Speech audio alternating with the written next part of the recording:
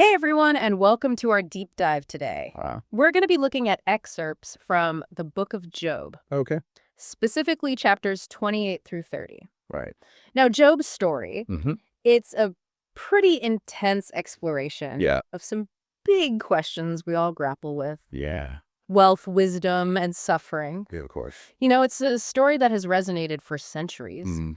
And we're going to kind of see why. It really gets to the heart of what it means to be human, I think. Absolutely. It's like Holding a mirror Yeah. up to our own experiences, even thousands of years later. Mm-hmm. So we're going to start with chapter 28, Okay. which dives headfirst into this idea of wisdom, Sure. where it comes from what it's worth. Yeah. And the way Job sets this up is Yeah. really striking. What? He starts with this incredibly detailed description Okay. of mining for precious metals and gems. I see. Like, he goes into detail about it. Interesting. And what's fascinating here is how he uses this imagery of mining almost as a metaphor. Gotcha. He talks about how humans Mm. can go to extraordinary lengths Yeah. to unearth these earthly treasures. Okay. But when it comes to wisdom, Yeah. where do we even begin to look? That's a great question. It's like he's saying we can map the ocean floor, Right. we can send rockets into space, Yeah. but wisdom, that's a whole other terrain. Right. A whole other world. And he goes on to emphasize how much more valuable wisdom is Yeah. than gold, sapphires, any of it. So it's a statement about what intrinsic versus extrinsic value. Exactly. Right. We tend to put so much emphasis on material wealth, but he's reminding us that true wisdom is a treasure. Yes. Far beyond Yes. any earthly possession. You know what I'm struck by Yeah. is this idea that he personifies Abaddon and death Okay. as being clueless about wisdom. Interesting. It's like he's saying even the forces of destruction Right. haven't figured this out. Wow. So that makes you wonder, It does. doesn't it? Yeah. If even they can't grasp it, Right. what does that say about its nature? And then we get to this pivotal point where Yeah. he says, Yeah. but where can wisdom be found? Hmm. And where is the place of understanding? It's a question that's echoed through the ages. Yeah. I think it's one we still wrestle with today. Definitely. It's like he's challenging us to consider, Yeah. where our own search for wisdom leads us. Are we looking in the right places? Are we even asking the right questions? And ultimately, he Yeah. concludes that it's God, Right. a higher power, A higher power. Yeah. that truly understands wisdom. I see. It's not something we can just stumble upon or Yeah. achieve through intellect alone. So for the listener that I guess this Yeah. raises the question, Yeah. have you ever felt that some things are more valuable Mhm. but harder to find Yeah. than, just say Yeah. winning the lottery or climbing the corporate ladder? Right. Exactly. Where do those deeper, more meaningful pursuits Yeah. fit into our lives? That's a question that really resonates with me. Yeah. And then he delivers this powerful statement, Okay. the fear of the Lord. That is wisdom. Okay. And to turn away from evil is understanding. Wow. It's like he's saying, Yeah. true wisdom comes from a respect for something greater than ourselves I see. and making choices that align with a higher purpose. It's almost a paradox, isn't it? It is. It's this idea that true wisdom is found not in arrogance or self-reliance, Right. but in humility and a recognition of something beyond our own limited understanding. I find that really thought-provoking. Me too. So we've got this deep, almost philosophical exploration of wisdom Oh. in chapter 28. Yeah. But then in chapter 29, things take a really interesting turn. Really? How's It's like we're suddenly seeing a completely different side of Job. I see. It's almost jarring, the shift in tone. Job goes from this profound reflection on the nature of wisdom Yeah. to recounting his past glory Yeah. in vivid detail. Interesting. It's as if he's saying, Yeah. look, I had it all figured out once. He's looking back, Yeah. reminiscing. And the way he describes his former prosperity, Yeah. it's almost poetic. Okay. He talks about his steps being bathed in cream, how the rock poured out streams of oil for him. Really? It's like he's painting this image Yeah. of abundance and ease. It makes you wonder if he's trying to convince himself, Does it? as much as anyone else, Yeah. of just how good things used to be. That's an interesting point. Yeah. It's almost as if he's clinging to the memory Right. of this past prosperity, Yeah. trying to make sense of how everything could have changed so drastically. And it's not just the material wealth he highlights. No. He also describes the respect and social standing he enjoyed. Yes, he does. Young men would defer to him. Elders would stand when he entered a room. He was clearly a man of influence. And he even compares himself to a tree with deep roots, Ooh. dew on its branch all night. Wow. It's a really powerful image. Yes. Stability and permanence. But even as he describes this idyllic past, there's a sense of foreshadowing, wouldn't you say? There is. Almost like we, the listeners, Right. know that this idyllic picture Yeah. is about to be shattered. You can definitely sense the coming storm. Yeah. And, it makes me think about how we often romanticize the past. Right. Those good old days. Good old days, yeah. What is it about certain periods of life Yeah. that makes them feel so good in retrospect?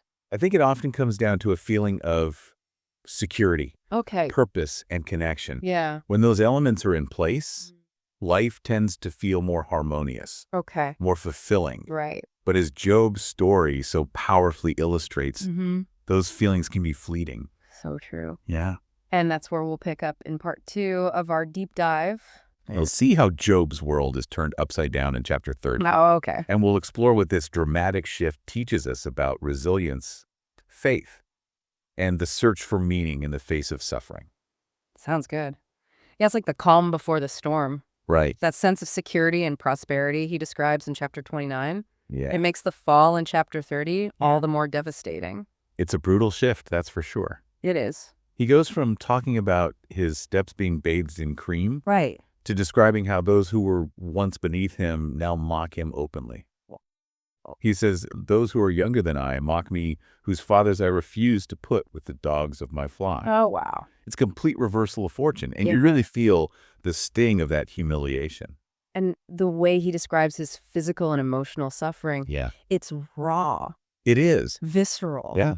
almost unbearable to read at times. I mean, He talks about being gaunt from famine, right. living in desolate places, Yeah. his skin blackened. His bones burning. Yeah. You can almost feel the weight of that suffering just from his words. It's like he's stripped bare, right. not just physically, but emotionally and spiritually as well. Completely.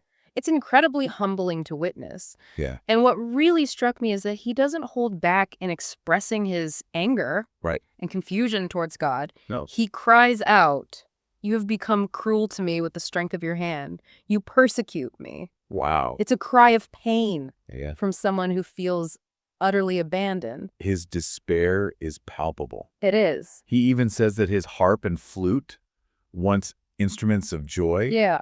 are now instruments of mourning. It's as if every aspect of his life has been touched by this profound sorrow. Right. It makes you wonder what happens to our sense of self when Yeah. everything we've built, everything we've believed in is suddenly taken away. Yeah. What's left? What's left exactly? When the foundation crumbles beneath us. It's a question that philosophers and theologians have grappled with I've- for centuries. Yeah. And I think each of us, in our own way, Mhm. has to confront that question at some point in our lives. Yeah. Because loss, suffering, it's part of the human experience. So we've gone from this deep reflection on wisdom in chapter 28 Right. to the heights of his prosperity in chapter 29. Yeah. And now in chapter 30, we're confronted with the stark reality of his suffering. Yes. Very stark. It's an emotional roller coaster, that's for sure. It's a journey through the full spectrum of human experience. Yeah, And while it's painful to witness his fall, right. it's also incredibly insightful. It is. Because in his vulnerability, in his rawness, Job reveals something profound about the human spirit. What's that?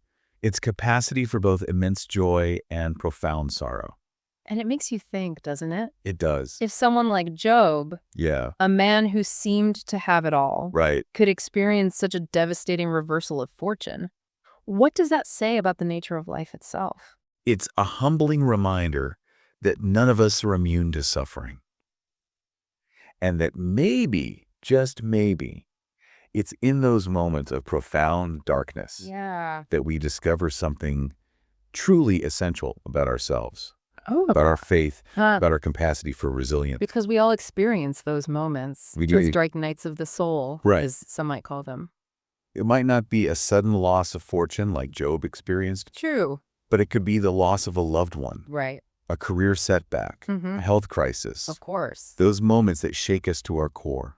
And I think it's important for the listener Yeah, to reflect on those moments, I'd agree. to consider how they've shaped their own understanding of the world, of their own Yeah. place in it. Because it's often in those moments of adversity Right. that we discover what we're truly made of. Absolutely. We see that reflected in stories throughout history, Yes. in literature and art. Yeah. It's this universal human experience of confronting challenges, facing our own mortality, Right. and ultimately finding a way to move forward. And while we may not have all the answers, you may never fully understand why suffering exists. Right. Job's story offers a glimmer of hope. It does. It reminds us that even in the darkest of times, Mhm. the human spirit can endure. So we've explored the depths of wisdom, the heights of prosperity, and now the depths of suffering. Yeah. And I think the question that lingers is this: Right. what does his story ultimately teach us Yeah. about the nature of these three things? Yeah. How are they intertwined, and what can we learn from his journey? That's a really profound question. It is. And I think it's one that deserves careful consideration. I agree. Because while we may not find all the answers, simply engaging in the question, wrestling with these ideas, can lead to a deeper understanding of ourselves and the world around us. I couldn't agree more. Yeah. And I think that's a perfect segue to our final chapter, chapter 30, where we see how he confronts his suffering head on Right. and begins to grapple with some of these very questions. Right. It's a powerful exploration of resilience, faith, Yeah. and the search for meaning in the face of adversity. So we've journeyed with Job from the depths of his search for wisdom Yeah. to the heights of his former prosperity, Mm-hmm. and then plummeted into the depths of his suffering. Right. Right into those depths. Quite a ride. It has been a journey. And yet, amidst all the despair and anguish, Uh-huh. chapter 30 shows us something remarkable. Really? What's that? It's as if Job, Yeah. having plumbed the depths of his sorrow, Okay. begins to find a new kind of strength. Interesting. I noticed that too. Yeah. Even though he's still railing against the injustice of it all, Uh-huh. there's a shift. A shift. Okay. It's like he's wrestling with something deeper, Right. trying to make sense of his experience. Yeah. And I think that's where the real heart of Job's story lies. Yeah. It's not just a tale of woe, but an exploration of how we as humans grapple with suffering Mhm. and find meaning Yeah. in the face of the inexplicable. It's like by confronting his pain head on, Yeah. by refusing to shy away from the rawness of it all, Right. Job begins to find a path forward. A path forward. And that path, it seems, leads him back to the question of wisdom. It's a beautiful full circle moment, isn't it? It is. He started by asking where wisdom could be found. Right. And now through his suffering, he seems to be discovering a new kind of wisdom, Well, yeah. one forged in the fires of adversity. And that wisdom, it doesn't come from easy answers Go. or platitudes. Not at all. It comes from grappling with the tough questions, Yeah. and sitting with the discomfort of not knowing. It's a wisdom born of experience, Yes. of wrestling with doubt and despair, and ultimately finding a way to hold on to hope, Right. even when everything seems lost. You know, I'm reminded of that quote from Nietzsche. Oh, yeah, what's that? That which does not kill us makes us stronger. How? While I don't think Job would necessarily advocate for suffering, I see. there's a sense that he emerges from this ordeal transformed. Absolutely. He doesn't come out unscathed, Right. but he comes out with a deeper understanding of himself, Yeah. of the world, and perhaps even of the divine. It's a powerful testament to the resilience of the human spirit. Yeah. And it makes me think about all the ways we as individuals and as a society Okay. find ways to cope with hardship, Yeah. to find meaning and purpose, Right. even when life throws us curveballs. It's a theme that resonates across cultures and time periods, It does. whether it's through art, music, literature, Yeah. or simply sharing our stories with one another. Right. We find ways to make sense of suffering, to transform pain into something meaningful, something that helps us grow. So we've delved into the depths of Job's story, Yeah, exploring the complexities of wisdom, prosperity, and suffering. we have. And I think what strikes me most Yeah. is that it's not a story with easy answers. Right. It's a story that leaves us with more questions More questions. than we started with. And I think that's its power. I think so too. It doesn't offer a neat and tidy solution to the problem of suffering, Right. but it invites us to engage with the mystery, to wrestle with the question, Yeah. to find our own meaning in the midst of it all. I couldn't agree more. Yeah.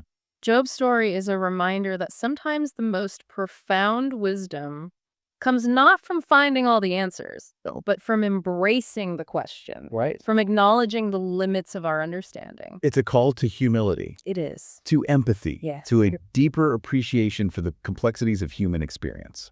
Well said. Thank you. And on that note, I think it's time to bring our deep dive to a close. Okay. But before we do, I want to leave our listeners with a final thought to ponder. Please do. Job's journey raises some profound questions about the nature of wisdom, prosperity, and suffering. It does. But ultimately, I think it's a story about resilience, about the enduring power of the human spirit to find meaning and purpose even in the darkest of times. So true. So as you go about your day, I invite you to consider this. Okay. In the face of your own challenges, where do you find strength? And what helps you make sense of the world and your place in it? That's a good question. And perhaps most importantly, how can you use your experiences, both the good and the bad, Right. to grow into a wiser, Yeah. more compassionate human being? It's a question worth pondering, It is. and one that I hope stays with our listeners long after this deep dive is over. Thanks for joining us on this journey through the depths of Job's story. You're welcome. Until next time, keep seeking, Okay. keep questioning, Keep seeking. and keep diving deep. Welcome to Charlie and Mia's podcast. We're embarking on an exciting journey to read through the entire Bible in just 1 year. Every day, we dive into Scripture, exploring its meanings and how it applies to our lives today. We invite you to join us on this incredible adventure of learning and discovery. Don't forget to subscribe to our channel so you never miss an episode.